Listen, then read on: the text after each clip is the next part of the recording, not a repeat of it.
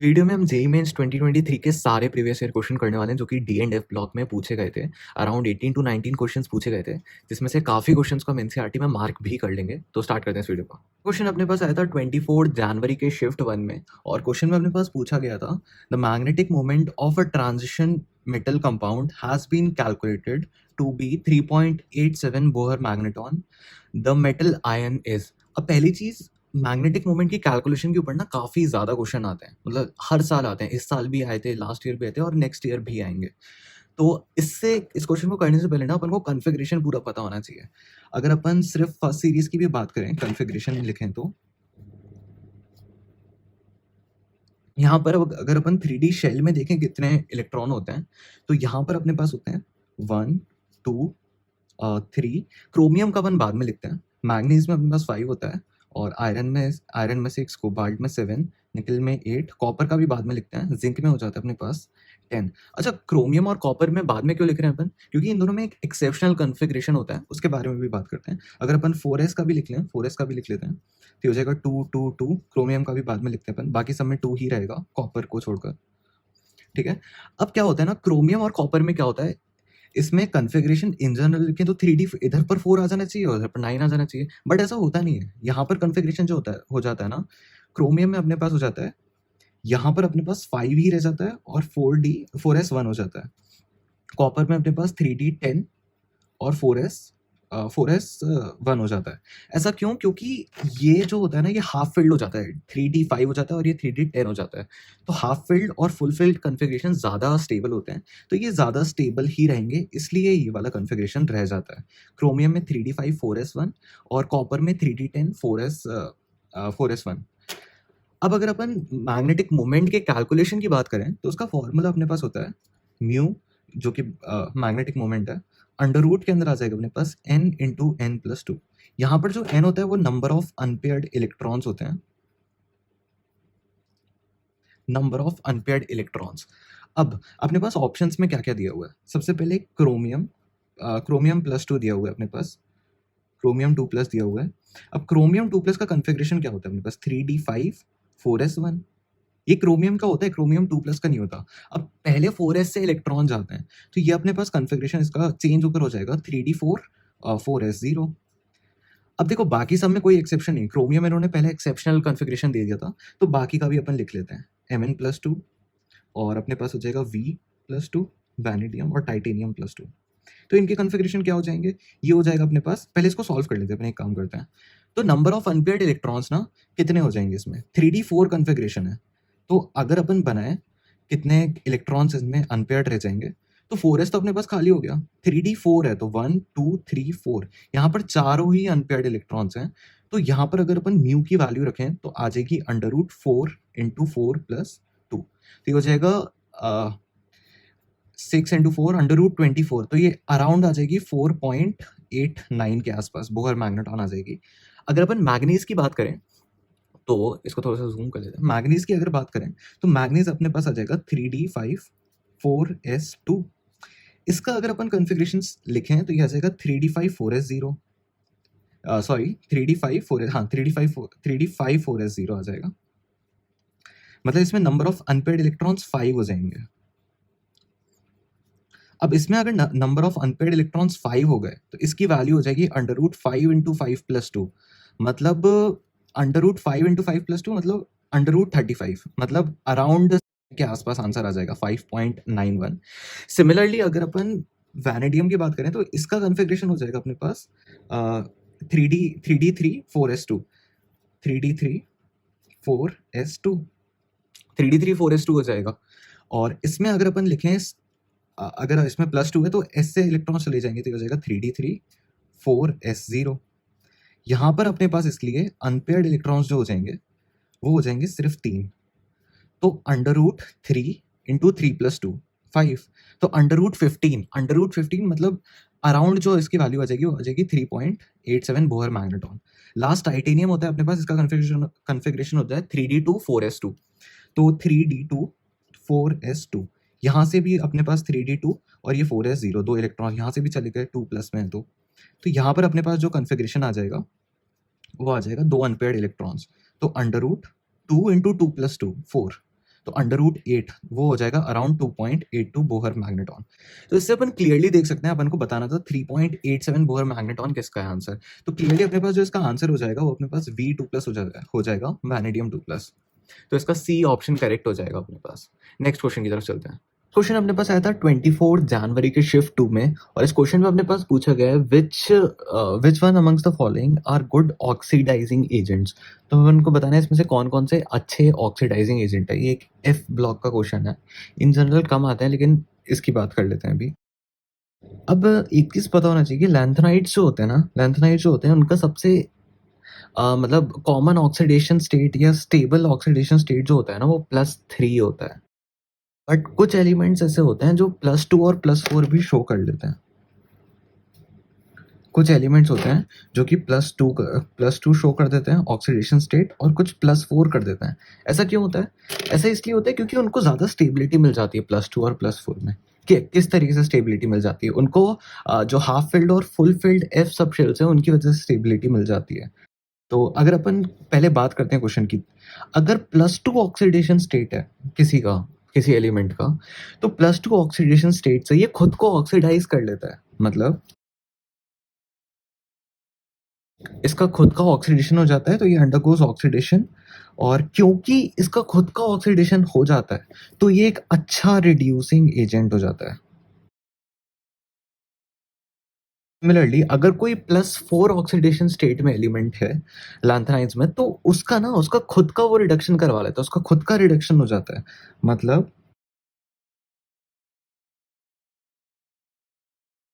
अच्छा, अब इसका खुद का रिडक्शन हो जाता है, मतलब ये एक अच्छा ऑक्सीडाइजिंग एजेंट है।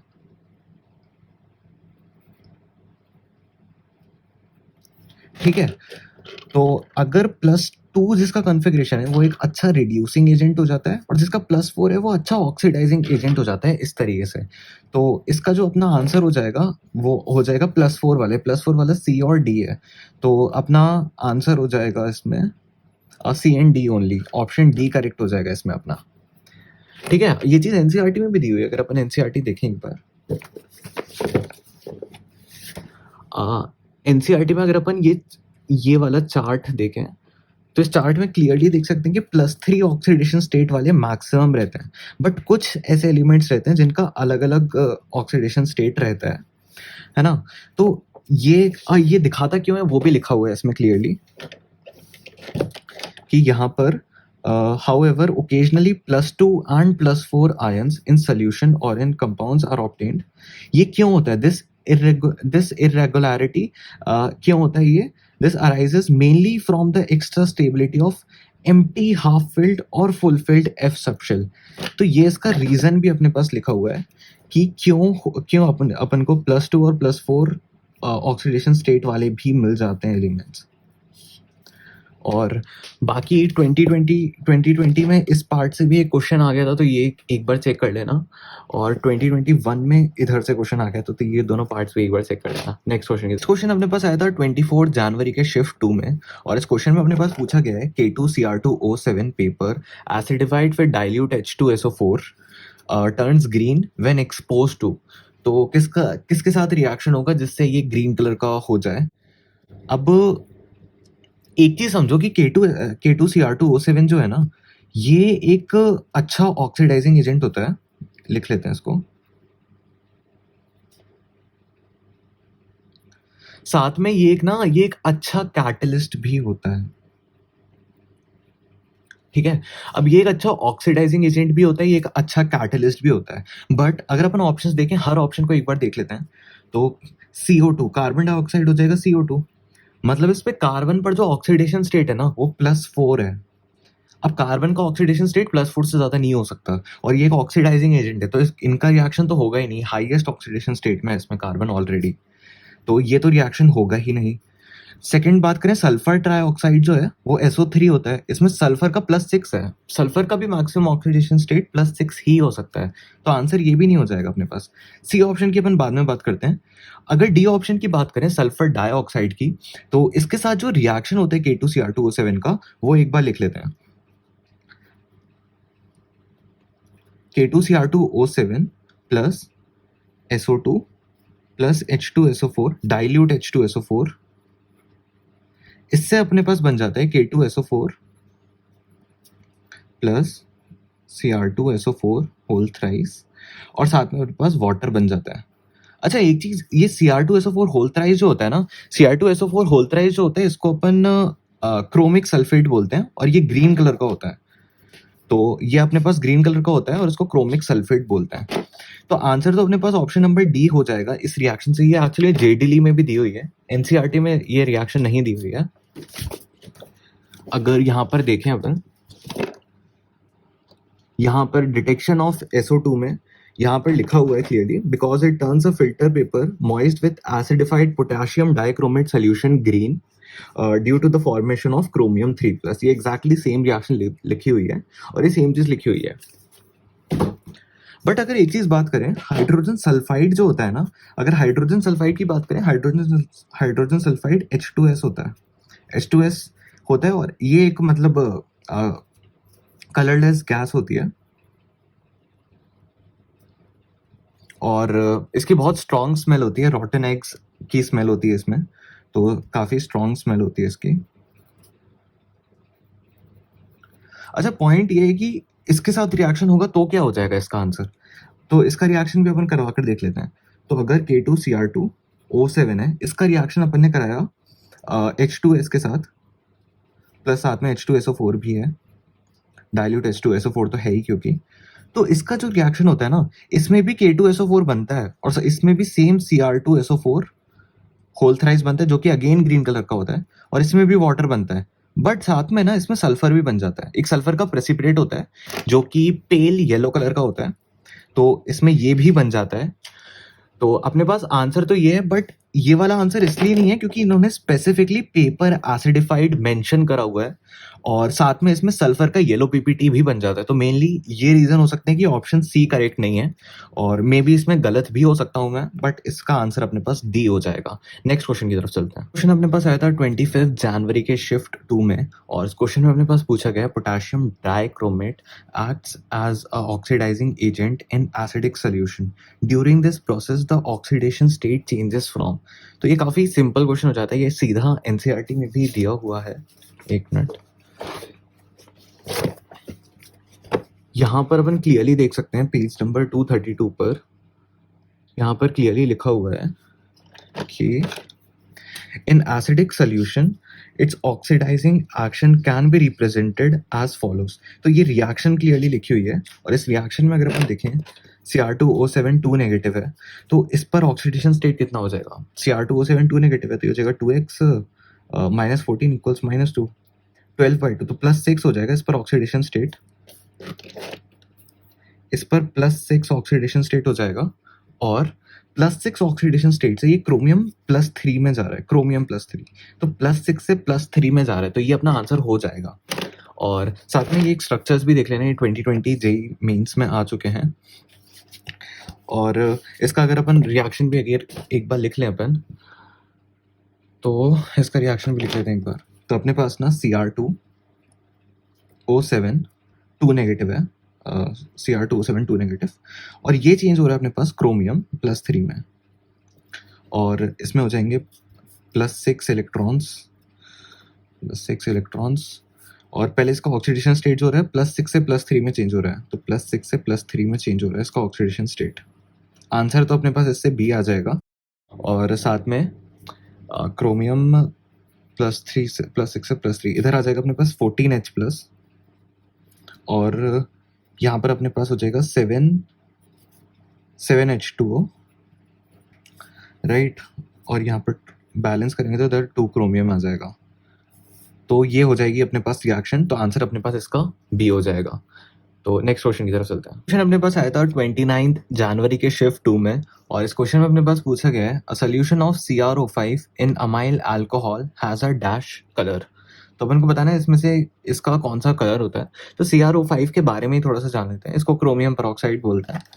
तो अगर अपन इसके बारे में लिखें तो CrO5 जो होता है ना, ये एक काफी अनस्टेबल कंपाउंड होता है, और ये जो होता है ना, इसका कलर जो होता है वो डीप ब्लू कलर का होता है, ये डीप ब्लू कलर का कंपाउंड होता है, डीप ब्लू कलर का कंपाउंड होता है ये।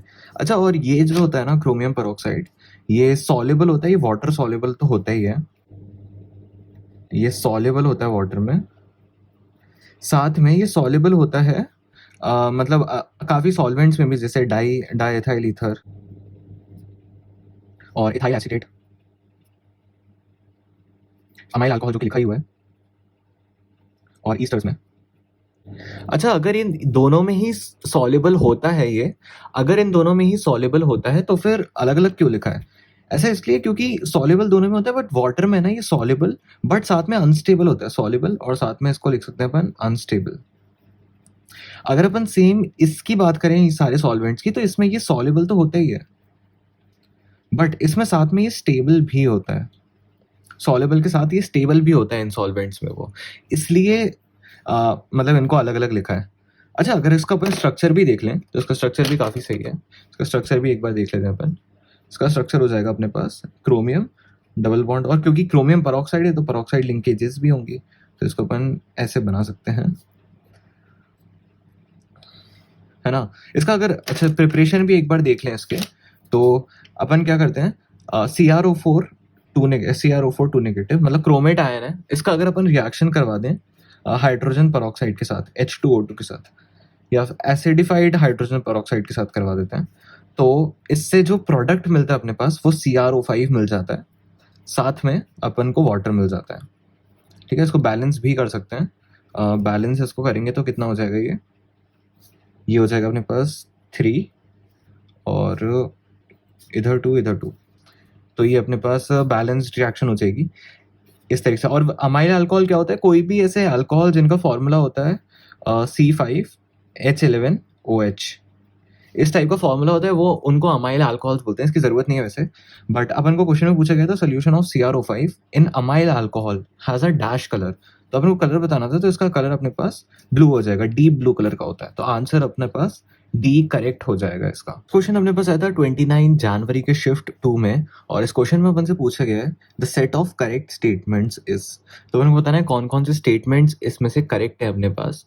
अगर इसमें अपन देखें, पहला अपने को दिया हुआ है manganese exhibit +7 oxidation state in its oxide, तो अगर मैग्नीज का ऑक्साइड लिखें तो अपने पास हो जाएगा Mn2O7, और इससे अगर अपन ऑक्सीडेशन स्टेट निकालें मैग्नीज का, तो ये आ जाएगा 2x इक्वल्स टू 14, 2x इसको लिख सकते हैं अपन 2x माइनस 14 इक्वल्स टू 0, तो ये 14 इस तरफ आ जाएगा, तो x का वैल्यू अपने पास 7 आ जाएगा, तो मैग्नीज का इसमें ऑक्सीडेशन स्टेट +7 है, तो ये तो अपने पास करेक्ट हो जाएगा।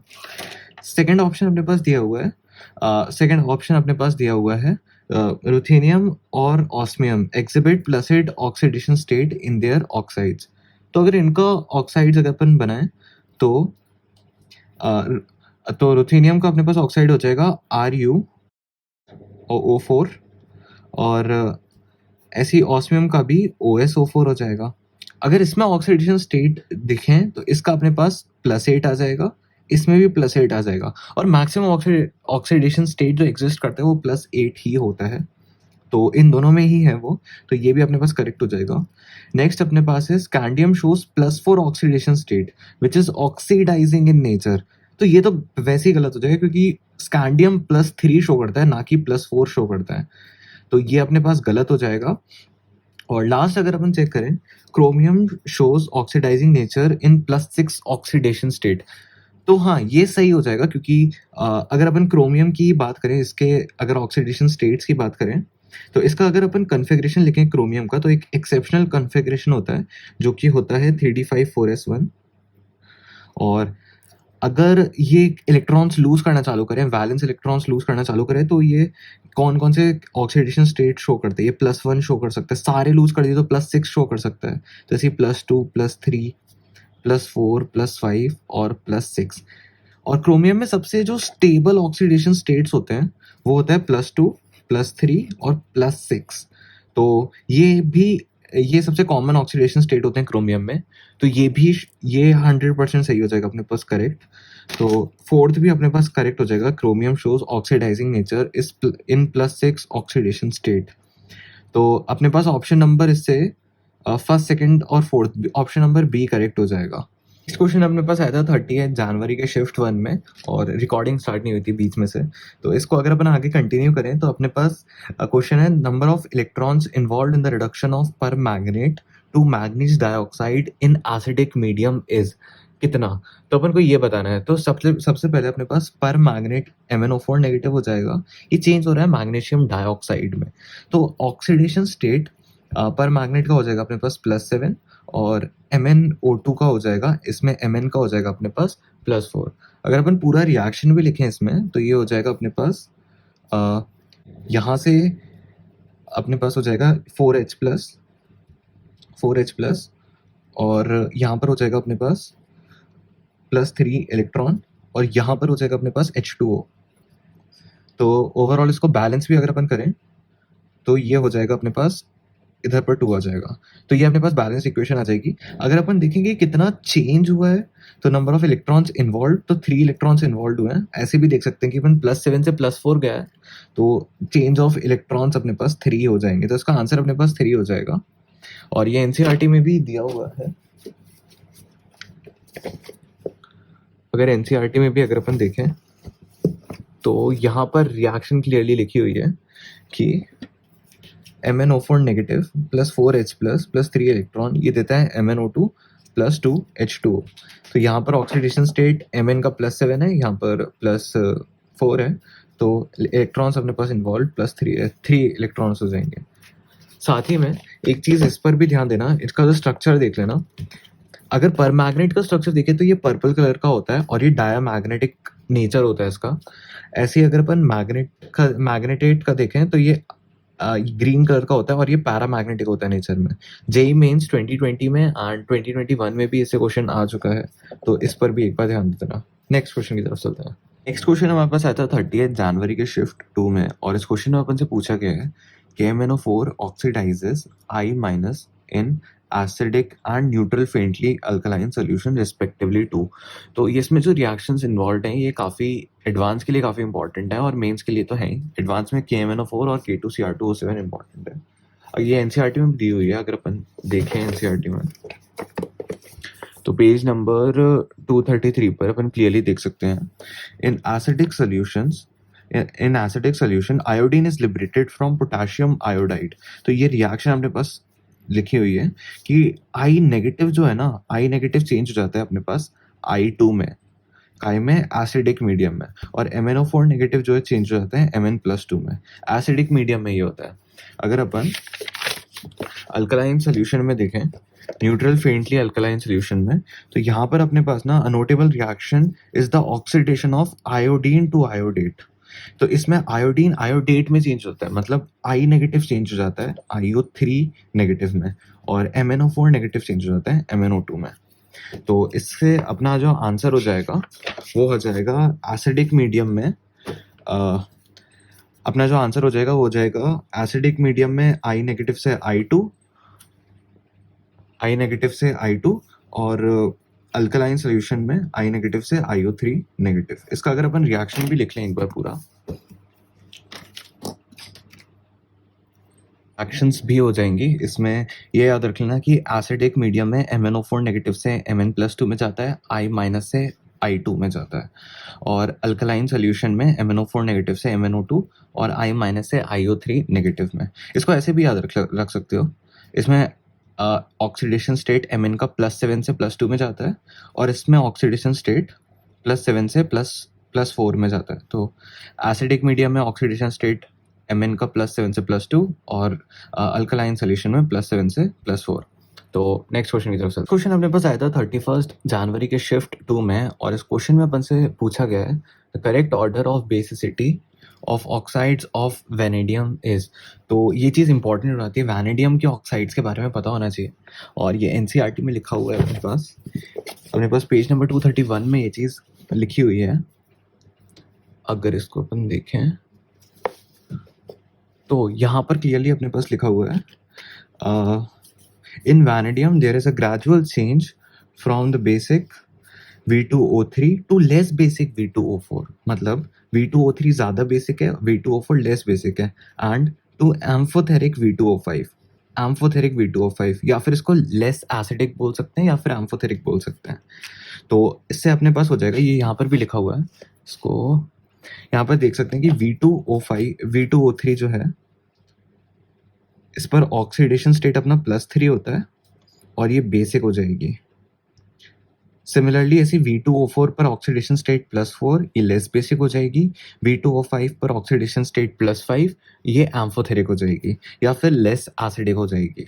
और इसको इस तरीके से भी देख सकते हैं कि V2O3 में ये सबसे लोएस्ट ऑक्सीडेशन स्टेट में है अपने वैनेडियम, तो इसकी जो टेंडेंसी होगी वो इलेक्ट्रॉन पेयर डोनेट करने की होगी, और क्योंकि इलेक्ट्रॉन पेयर डोनेट करने की होगी इसलिए ये बेसिक ऑक्साइड हो जाएगा। इस तरीके से भी देख सकते हैं, इसको लिख भी लेते हैं अपन।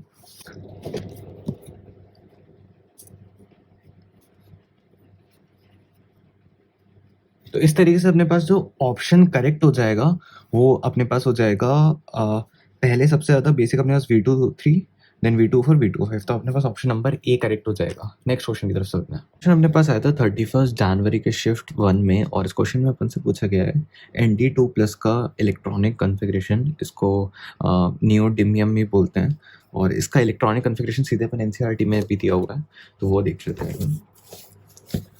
ये F ब्लॉक का क्वेश्चन है, और अगर क्लियरली अपन इस टेबल पर देखें तो यहाँ पर अपने पास नियोडिमियम का मिल जाएगा 4F4 6s2, बट अपन को Nd2+ से मतलब 6s से इलेक्ट्रॉन्स चले जाएंगे तो आंसर अपना 4F4 हो जाएगा। बाकी ना ये टेबल में से जो एक्सेप्शनल कन्फिग्रेशन है वो बिल्कुल पता होना चाहिए, जैसे कि एटॉमिक नंबर 58, 64 और 71। ये 64 एटॉमिक नंबर वाला जेई मेंस 2021 अगस्त में भी आ चुका है और जुलाई में भी आ चुका है जेई मेंस में 67 वाला, बट ये एक्सेप्शनल कन्फिग्रेशन याद होने चाहिए। बाकी सब सीरीज में चलते हैं, जैसे कि 4F3, 4F4, 4F5, 4F6, 4F7, बाकी सब में 6s2। तो ये 3 एक्सेप्शनल कन्फिग्रेशन याद होने चाहिए और बाकी ये सब सीरीज में याद होना चाहिए। तो इस तरीके से अपना अगर अपन आंसर भी लिखें तो इसका कन्फिग्रेशन भी अगर अपन लिख लें तो हो जाएगा अपने पास ND का कन्फिग्रेशन क्या हो जाएगा अपने पास, ये हो जाएगा अपने पास 4F4 6s2, ठीक है। इससे अपन को Nd2+ का निकालना है, तो ये हो जाएगा अपने पास 4F4, तो अपने पास आंसर हो जाएगा ऑप्शन नंबर बी 4F4। तो एक बार अपन एक्टिनॉइड्स का भी देख लेते हैं। इन जनरल एक्टिनॉइड से आता नहीं है क्वेश्चन कन्फिग्रेशन में, बट तब भी जो एक्सेप्शनल कन्फिग्रेशन है वो इसके भी इंपॉर्टेंट है। नेपटूनियम का देख लेना, ये जेई में 2021 अगस्त में आ चुका था, और इसकी भी एक बार एक्सेप्शनल कन्फिग्रेशन देख लेना। बाकी इन जनरल सीरीज में चलते हैं और एक्सेप्शनल कन्फिग्रेशन याद होनी चाहिए। नेक्स्ट क्वेश्चन अपने पास आया था 31 जनवरी के शिफ्ट 2 में, और इस क्वेश्चन में अपन से पूछा गया है which of the following have half filled f orbitals in ground state, और कुछ एलिमेंट्स गिवन है। तो ये भी सेम उसी से हो जाएगा, उसी टेबल से जो NCERT में गिवन है। तो इसमें अगर अपन देखें तो अपन को दिया हुआ है SM दिया हुआ है, EU, TB, GD और PM। अगर सबको अगर अपन देखें तो SM अपने पास हो जाएगा, इसमें 4F6 6s2 है, तो ये हाफ फील्ड नहीं है। हाफ फील्ड कौन कौन से अपने पास, एक EU हो जाएगा और एक GD हो जाएगा, जिसमें 4F7 6s2 और 4F7 5D1 6s2। ये वाला GD का कन्फिग्रेशन काफ़ी इंपॉर्टेंट है, तो इन दोनों में हो जाएगा। तो अपने पास आंसर EU और GD हो जाएगा। तो EU और GD हो जाएगा अपने पास ऑप्शन नंबर B और D में। तो इससे अपने पास ऑप्शन नंबर C करेक्ट हो जाएगा इसका आंसर। अगर अपन सबके कन्फिग्रेशन भी अगर लिख लें तो ये हो जाएंगे, SM का अपने पास हो जाएगा 4F6 6s2, EU का हो जाएगा अपने पास 4F7 6s2, सब में 6s2 तो आएगा ही GD को छोड़कर। TB का हो जाएगा अपने पास 4F9 6s2, GD का अपना थोड़ा एक्सेप्शनल कन्फिग्रेशन होता है, ये हो जाएगा अपने पास 4F7 5D1 6s2, और PM का हो जाएगा अपने पास 4F5 6s2, ठीक है। तो अपने पास ऑप्शन नंबर C करेक्ट हो जाएगा, और एक GD का कन्फिग्रेशन इंपॉर्टेंट है तो इसको याद कर लेना। नेक्स्ट क्वेश्चन की तरफ चलते हैं। नेक्स्ट क्वेश्चन अपने पास आया था 1 फरवरी के शिफ्ट 1 में, और इस क्वेश्चन में अपन से पूछा गया है highest oxidation state of Mn is exhibited in Mn2O7. The correct statements about Mn2O7. तो अपन को Mn2O7 के बारे में करेक्ट स्टेटमेंट्स बताना है। तो उससे पहले ना अपन इसका स्ट्रक्चर देख लेते हैं, उसी से काफ़ी चीज़ें क्लियर हो जाएंगी। अगर अपन Mn2O7 का देखें तो Mn इसमें MnO-Mn ब्रिज बॉन्डिंग होती है और ये सराउंडेड बाय होता है ऑक्सीजन आटम से। तो ये इसका अपने पास स्ट्रक्चर हो जाएगा। तो एक तो अपने पास ऑप्शन डी तो इनकरेक्ट ही हो जाएगा, Mn बॉन्ड होता है इसमें, ये बोला तो वो गलत है। और इससे अपने पास सी ऑप्शन तो करेक्ट हो जाएगा। अगर अपन फर्स्ट और सेकंड ऑप्शन की बात करें तो ये क्लियरली एनसीईआरटी में दिया हुआ है। अगर इसमें अपन देखें तो यहाँ पर क्लियरली लिखा हुआ है कि in the covalent oxide Mn2O7, each Mn is tetrahedrally surrounded by oxygens, including a MnO-Mn bridge. The tetrahedral MnO4 ions, MnO4 N negative ions are known as. तो अपने पास क्लियरली ऑप्शन नंबर कौन सा correct हो जाएगा? एक इसमें ए भी correct हो जाएगा, जहाँ पर लिखा हुआ है Mn is tetrahedrally surrounded by oxygen atoms. तो इसी से अपने पास Mn is octahedral surrounded by oxygen atoms, ये भी गलत हो जाएगा क्योंकि टेट्राहेड्रल है।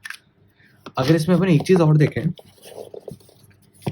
Mn2O7, Mn is tetrahedral surrounded by oxygen atom forming this compound, तो ये इसका स्ट्रक्चर हो गया। अगर इसमें Mn2O7 के बारे में एक और प्रॉपर्टी देखें तो यहाँ पर ये भी लिखा हुआ है, ये भी इस पर भी ध्यान देना है। Mn2O7 जो होता है ना, वो एक कोवेलेंट ग्रीन कलर का ऑयल होता है, तो ये भी एक इम्पॉर्टेंट प्रॉपर्टी है Mn2O7 की। तो इसका अपने पास आंसर हो जाएगा ऑप्शन नंबर ए और सी, जो कि हो जाएगा करेक्ट आंसर, जो हो जाएगा अपने पास ऑप्शन नंबर ए हो जाएगा। तो नेक्स्ट क्वेश्चन की तरफ चलते हैं। नेक्स्ट क्वेश्चन हमारे पास आया था 1 फरवरी के शिफ्ट 2 में, और इस क्वेश्चन में अपन से पूछा गया है which element is not present in Nessler's reagent. तो अपन को बताना है इसमें से कौन सा एलिमेंट नेस्लर्स रिएजेंट में नहीं है। अगर अपन नेस्लर्स रिएजेंट की बात करें तो इसका फॉर्मूला होता है अपने पास K2HgI4। K2HgI4 जो होता है नेस्लर्स रिएजेंट का फॉर्मूला होता है, और ये काय के लिए यूज होता है? तो ये एक अमोनिया को डिटेक्ट करने के लिए यूज होता है। So it is use to detect ammonia, NH3 लिख देते हैं। It is use to detect ammonia. अब होता है ना, ये नेस्लर्स जो रिएजेंट होता है ये पेल येलो कलर का होता है, और अगर इसमें थोड़ा सा अमाउंट अमोनिया का डाल दिया जाए तो ये डार्कर येलो कलर का हो जाता है। और अपन से इसमें क्वेश्चन में क्या पूछा गया है? अपन से क्वेश्चन में पूछा गया which element is not present is in Nessler's reagent. तो अपने पास ऑक्सीजन प्रेजेंट नहीं है, बाकी मर्क्यूरी, आयोडीन और पोटेशियम प्रेजेंट है। तो अपने पास ऑप्शन नंबर डी करेक्ट हो जाएगा इसका आंसर। अप्रैल अटेम्प्ट के क्वेश्चन स्टार्ट करते हैं, और बीच में कोई क्वेश्चन छूट गया तो इन जनरल क्वालिटेटिव एनालिसिस का था, तो उसको वहां ले लेंगे। तो पहला क्वेश्चन अपने पास आया था 6 अप्रैल की शिफ्ट 1 में, और क्वेश्चन में अपन से पूछा गया है strong reducing agent and oxidizing agent among the following respectively, the respectively आएगा, रिस्पेक्टिवली आर। तो अपन को ये बताना है। तो ऐसा क्वेश्चन ऑलरेडी जनवरी में आ चुका है, तो अब अपन सीधा एनसीईआरटी से देख लेते हैं इस क्वेश्चन को। तो अगर अपन एनसीईआरटी में देखें इस क्वेश्चन को, तो यहाँ पर क्लियरली लिखा हुआ है अपने पास that EU2+ is a strong reducing agent। तो EU2+ एक strong reducing agent हो जाएगा, जो कि अपने पास हो जाएगा strong reducing agent, तो अपने पास B करेक्ट हो जाएगा। ऐसे यहाँ पर लिखा भी हुआ है the formation of Ce+4 is favored by its noble gas configuration, but it is a strong oxidant. Reverting to the common +3 oxidation state, it can even oxidize, हाँ ये लिखा है कहाँ पर, which it can oxidize water also। तो ये एक अच्छा ऑक्सीडेंट है, ये एक अच्छा ऑक्सीडाइजिंग एजेंट हो जाएगा। तो अपने पास जो अच्छा रिड्यूसिंग एजेंट हो जाएगा, स्ट्रॉन्ग रिड्यूसिंग एजेंट हो जाएगा, वो हो जाएगा EU2+, और स्ट्रॉन्ग ऑक्सीडाइजिंग एजेंट हो जाएगा, वो हो जाएगा Ce4+। इसको इस तरीके से भी देख सकते थे, जैसे ऑप्शन ए और सी तो सीधे ही रिजेक्ट कर सकते थे, ये ऑलरेडी +4 में है, और स्ट्रॉन्ग रिड्यूसिंग एजेंट पूछा है, मतलब खुद को ऑक्सीडाइज करेगा, बट ये तो खुद को ऑक्सीडाइज कैसे करेगी, ऑलरेडी +4 में, तो ए और सी तो वैसे रिजेक्ट हो जाते हैं, और अभी अपने पास आंसर ऑप्शन नंबर बी हो जाएगा करेक्ट।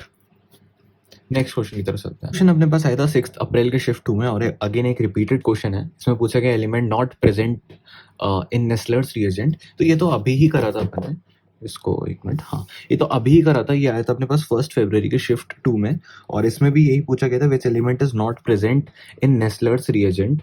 तो यहाँ पर अपने पास नेस्लर्स, इस टाइम पर ऑक्सीजन था जो कि अलग था। यहाँ पर अपने पास नेस्लर्स रिएजेंट का जो फॉर्मूला होता है वो होता है K2HgI4 और ये काय के डिटेक्शन में काम आता है, ये अमोनिया के डिटेक्शन में काम आता है। ये पेल येलो कलर का होता है बट इसमें अगर थोड़ा अमाउंट अमोनिया मिला दिया जाए तो ये डार्कर येलो कलर का हो जाता है। तो इससे अपन सीधा कर देते हैं इस चीज़ को, क्योंकि ये जस्ट अभी ही आया था क्वेश्चन। तो अपन इसका फॉर्मूला लिख देते हैं, ये आ जाएगा अपने पास K2HgI4। तो यहाँ पर अपने पास आयोडीन है, पोटेशियम है और मर्क्यूरी भी है, नाइट्रोजन अपने पास नहीं है। तो ऑप्शन नंबर बी इसका करेक्ट आंसर हो जाएगा। नेक्स्ट क्वेश्चन की तरफ चलते हैं। नेक्स्ट क्वेश्चन अपने पास आया था 6 अप्रैल के शिफ्ट 2 में और इस क्वेश्चन में अपन से पूछा गया है during the reaction of permanganate with thiosulphate change in oxidation of manganese occurs by a value of 3. Identify which of the below medium will favor the reaction. तो पहले तो इसको एक बार NCERT से देख लेते हैं, उसके बाद पूरा तरीके से भी देख लेंगे। तो अगर अपन पेज नंबर 234 पर यहाँ पर क्लियरली लिखा हुआ है, ये अपन को दिया हुआ है रिएक्शंस ऑफ KMnO4 में, ऑक्सीडाइजिंग रिएक्शंस ऑफ KMnO4 में दिया हुआ है। तो यहाँ पर अपने पास आ जाएगा इन न्यूट्रल और फेंटली अल्कलाइन सॉल्यूशन। तो इसमें thiosulphate is oxidized to sulphate, ठीक है। तो यहाँ पर थायोसल्फेट जो होता है ना वो ऑक्सीडाइज हो जाता है सल्फेट में, और यहाँ पर मैंगनीज का देखें तो यहाँ पर ऑक्सीडेशन स्टेट MnO4 नेगेटिव का है +7 और यहाँ पर हो जाएगा अपने पास +4। तो +7 से +4 मतलब ऑक्सीडेशन स्टेट चेंज कितना हुआ +3 का। तो यही दिया हुआ है इसमें। तो अपने पास मीडियम तो न्यूट्रल हो जाएगा, बट एक काम करते हैं ये सारे रिएक्शन देख लेते हैं, एसिडिक सोल्यूशन वाले भी और अल्कलाइन सोल्यूशन वाले भी, मतलब न्यूट्रल और फेंटली अल्कलाइन सोल्यूशन वाले भी। ये सारे रिएक्शंस लिख लिए हैं और ये कौन सी रिएक्शंस हैं ये NCERT में यहाँ से दी हुई हैं। Important oxidizing reactions of KMnO4, acidic solutions की सारी और न्यूट्रल और फेंटली अल्कलाइन सोल्यूशन की सारी। अब इसको अगर अपन एक बार देखें तो यहाँ पर अपन देख सकते हैं important oxidizing reactions of KMnO4। यहाँ पर एक चीज कॉमन है, देखना एसिडिक सॉल्यूशंस में सब में Mn+7 से +2 में चेंज हो रहा है। इनको बहुत सिंप्लीफाइड फॉर्म में लिखने का ट्राई करा है। तो यहाँ पर Mn+7 से +2 में सब में Mn+7 से +2 में चेंज हो रहा है ऑक्सीडेशन स्टेट। और यहाँ पर अगर पहली रिएक्शन देखें तो आयोडीन जो है वो पोटेशियम आयोडीन लिबरेट होता है पोटेशियम आयोडाइड से, I- इसलिए क्योंकि पोटेशियम आयोडाइड है। तो ऐसे ही Fe2+ जो कि ग्रीन कलर का होता है वो चेंज हो जाता है Fe3+ येलो कलर में। तो जो रेड बॉक्सेस में मार्क्ड है वो याद कर लेना, वो इंपॉर्टेंट है पूरी रिएक्शन में कि I- I2 में, Fe2+ ग्रीन कलर का Fe3+ में, ऑक्जेलेट आयन जो कि ऑक्सीडाइज होकर CO2 में, और H2S जो हो जाता है, H2S का प्रेसिपिटेट बन जाता है सल्फर का जो कि येलो कलर का होता है।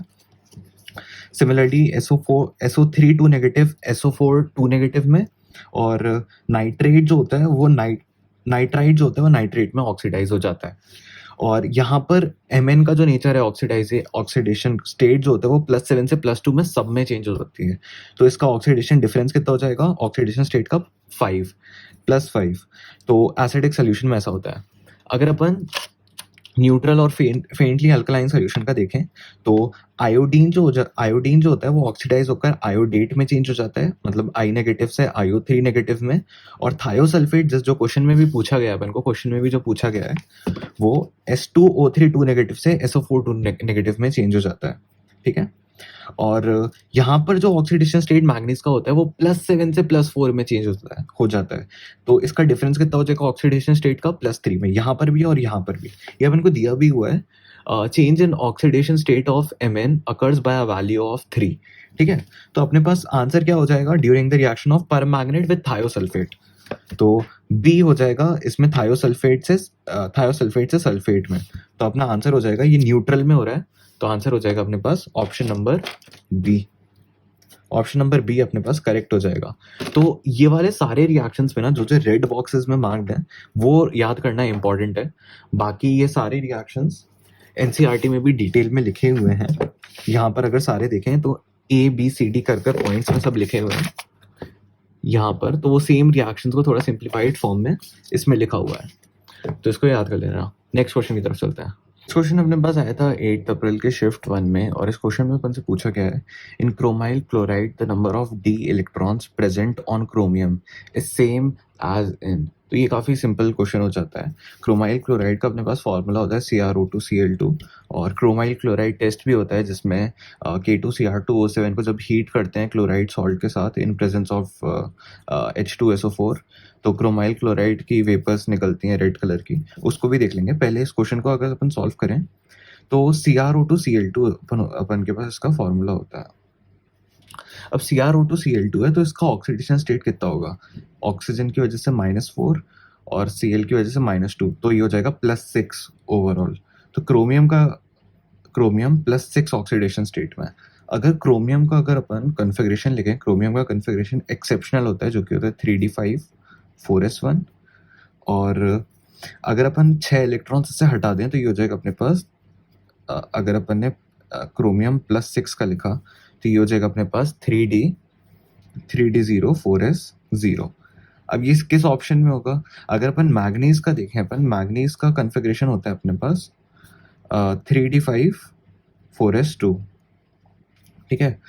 तो मैग्नीज अपने पास +7 ऑक्सीडेशन स्टेट में, तो Mn +7, तो यहाँ पर भी हो जाएगा अपने पास 3d0 4s0, ठीक है। तो अपने पास इससे आंसर तो ऑप्शन नंबर डी आ जाएगा, बट अपन एक बार क्रोमाइल क्लोराइड टेस्ट भी देख लेते हैं। रिएक्शन लिखे तो अपने पास हो जाएगा क्रोमाइल क्लोराइड टेस्ट में K2Cr2O7 को, अगर अपन कोई भी अपने पास क्लोराइड का सॉल्ट है, NaCl है जैसे, इसको अपन ने हीट करा है और इन प्रेजेंस ऑफ अपने पास H2SO4 है, या फिर अपन बोल सकते हैं कंसंट्रेटेड H2SO4 है, तो अपने पास जो प्रोडक्ट बन जाता है वो अपने पास क्रोमाइल क्लोराइड बन जाता है CrO2Cl2, और इसकी अपने पास रेड कलर की वेपर्स निकलती हैं रेड कलर की। इसके अगर चाहो तो बाय प्रोडक्ट्स भी लिख सकते हो, तो अपने पास हो जाएगा KHSO4 plus NaHSO4 plus water.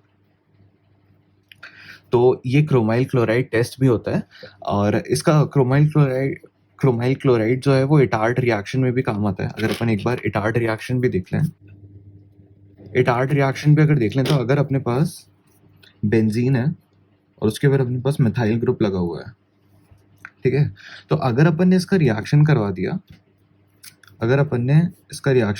Chromyl chloride से और इन प्रेजेंस ऑफ CS2, ये क्या है, कार्बन डाइसल्फाइड बोलते हैं इसको, इससे रिएक्शन करवा दिया तो ये एल्डिहाइड में कन्वर्ट हो जाता है मिथाइल ग्रुप, तो ये अपने पास रिएक्शन भी हो जाती है। तो अभी तो इसका आंसर अपने पास क्वेश्चन नंबर 17 का डी हो जाएगा, और नेक्स्ट क्वेश्चन की तरफ चलते हैं। क्वेश्चन अपने पास आया था 8 अप्रैल के शिफ्ट 2 में, और ये काफ़ी सिंपल क्वेश्चन है, और इसमें पूछा गया है sum of oxidation state of metals in these compounds. तो पहले अगर अपन देखें FeCO5 है ना, ये तो कार्बोनिल तो न्यूट्रल लिगेंड है, तो उस पर कोई चार्ज नहीं है, तो उसकी वजह से आयरन पर तो 0 हो जाएगा ऑक्सीडेशन स्टेट। अगर अपन VO2 प्लस की बात करें तो वैनेडियम का अगर अपन X मान लें तो ऑक्सीजन का -2 होता है और इक्वल्स टू +2 है अपने पास, तो ओवरऑल वैनेडियम के ऊपर आ जाएगा अपने पास +4 चार्ज। वैनेडियम के ऊपर आ गया अपने पास +4 चार्ज। अगर WO3 का ये टंगस्टन ट्राइऑक्साइड होता है, अगर इस पर बात करें तो इस पर आ जाएगा +6। कैसे आ जाएगा? अगर W को अपन X मान लें, इसका अगर अपन X मान लें, और माइनस ऑक्सीजन का होता है -2 और इंटू 3, क्योंकि 3 ऑक्सीजन है, इक्वल्स टू 0, तो X की वैल्यू आ जाएगी +6। तो इस तरीके से अगर अपन ऐड करें तो 0 + 4 + 6, तो ओवरऑल अपने पास आ जाएगा आंसर 10। तो नेक्स्ट क्वेश्चन की तरफ चलते हैं। क्वेश्चन अपने पास आया था 10 अप्रैल के शिफ्ट 2 में, और इस क्वेश्चन में अपन से पूछा गया है in alkaline medium the reduction of permanganate anion involves a gain of dash electron. तो इसको अपन ने पहले भी लिखा हुआ है। अगर 6 अप्रैल के शिफ्ट 2 का इस क्वेश्चन में देखें तो यहाँ पर क्लियरली देख सकते हैं कि इन न्यूट्रल या फिर फेंटली अल्कलाइन सोल्यूशन होता है तो Mn जो होता है वो +7 से +4 में जाता है। अब +7 से +4 में जाता है तो इसमें कितने इलेक्ट्रॉन गेन होंगे? 3 इलेक्ट्रॉन्स गेन होंगे इसमें, तभी +4 में गया होगा। और ऐसी अगर एसिडिक सोल्यूशन है अपने पास, तो एसिडिक सोल्यूशन में सब में Mn+7 से +2 में जाते हैं, तो इसमें गेन ऑफ इलेक्ट्रॉन 5 हो जाएंगे। तो अगर अपन रिएक्शन भी लिख लें कि क्या इन्वॉल्व होगी, तो अगर अपन रिएक्शन लिख लें इसकी, तो अपने पास हो जाएगा MnO4 नेगेटिव, इसमें Mn+7 में, और इससे ये जाता है अपने पास Mn+4 में, मतलब MnO2 होता है तो वो Mn+4 हो जाएगा। तो यहाँ से अपने पास gain of electrons involve a gain of 3 electrons हो जाएगा अपने पास आंसर इसका। तो नेक्स्ट क्वेश्चन की तरफ चलते हैं। नेक्स्ट क्वेश्चन अपने पास आया था 13 अप्रैल के शिफ्ट 2 में, और इस क्वेश्चन में अपन से पूछा गया है correct group of halide ions which can be oxidized by oxygen in acidic medium is. तो अपन को बताना है ये। तो एक तो 6 अप्रैल में जो क्वेश्चन आया था उसमें अपन देख सकते हैं कि एसिडिक सोल्यूशन में I- I2 में ऑक्सीडाइज हो जाता है, I नेगेटिव से I2 में एसिडिक मीडियम में, तो वो तो आयोडीन अपने पास आंसर हो जाएगा। बट इसमें जो रिएक्शन इन्वॉल्व है उसको भी एक बार लिख लेते हैं अपन। अगर इसमें जो रिएक्शन इन्वॉल्व है उसको अगर अपन लिखें तो अपने पास आ जाएगा I नेगेटिव जो होता है वो अपने पास चेंज हो रहा है I2 में, ठीक है। इसमें अपन ने ऑक्सीडेशन कराया तो प्लस O2 इधर लिखो या उससे फर्क नहीं पड़ता, तो ऑक्सीडाइज कराया अपन ने O2 के प्रेजेंस में, तो अपने पास आ जाएगा I2, और यहाँ पर अपने पास आ जाएगा 4H प्लस, और यहाँ पर आ जाएगा अपने पास H2O 2H2O। तो ये अपने पास रिएक्शन हो जाएगी यहाँ पर 2I2 4, इधर पर अपने पास 2 आ जाएगा और इधर पर अपने पास 4 आ जाएगा। तो ये अपने पास रिएक्शन हो जाएगी जो इन्वॉल्व है इसमें। तो आंसर अपने पास ऑप्शन नंबर डी हो जाएगा, जिसमें सिर्फ आयोडीन जो है वो अपने पास आंसर हो जाएगा इसका। अपने पास आया था 15 अप्रैल के शिफ्ट 1 में, और इस क्वेश्चन में अपन से पूछा गया है in chromyl chloride the oxidation state of chromium is. तो ये तो अभी करा था 8 अप्रैल के शिफ्ट 1 में। तो यहाँ पर क्रोमाइल क्लोराइड होता है अपने पास CrO2Cl2, जिसमें ऑक्सीडेशन स्टेट अपने पास +6 आ जाता है। तो इसको अपन इधर भी लिख लेते हैं एक बार। यहाँ पर आ जाएगा अपने पास CrO2Cl2 अपने पास क्रोमाइल क्लोराइड होता है, और इसका ऑक्सीडेशन स्टेट निकालें तो अगर क्रोमियम का अपन X मान लें, ऑक्सीजन का होता है अपने पास -2, तो ये हो जाएगा अपने पास -4, क्लोरीन का होता है -1, 2 है तो -2 = 0, तो X का वैल्यू आ जाएगा अपने पास +6। तो क्रोमियम का अपने पास ऑक्सीडेशन स्टेट जो हो जाएगा +6। तो ये अपने पास इसका आंसर हो जाएगा।